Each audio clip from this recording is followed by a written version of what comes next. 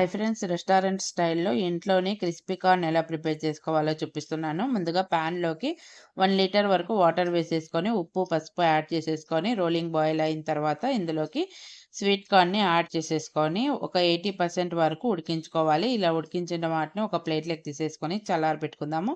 ఇలా చల్లారిన వాటిని ఒక బౌల్‌లో తీసేసుకొని, ఇందులోకి కార్న్ ఫ్లోర్, మైదా, కొద్దిగా కారము, ఉప్పు యాడ్ చేసేసుకొని వీటన్నిటిని కూడా మంచిగా కోట్ అయ్యేంత వరకు ఇలా స్వీట్ కార్న్‌కి కోట్ అయ్యేంత వరకు ఇలా బాగా మిక్స్ చేసేసుకోవాలి.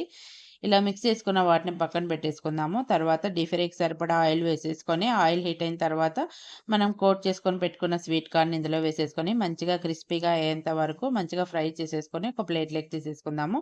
తర్వాత వీటన్నిటిని కూడా ఒక బౌల్‌లో తీసేసుకొని చాట్ మసాలా, ఉప్పు, కారము, తర్వాత కొద్దిగా జీలకర్ర పౌడరు, కొత్తిమీర, నిమ్మరసం యాడ్ చేసేసుకొని వీటన్నిటిని కూడా బాగా మిక్స్ చేసేసుకుంటే మనకి క్రిస్పీ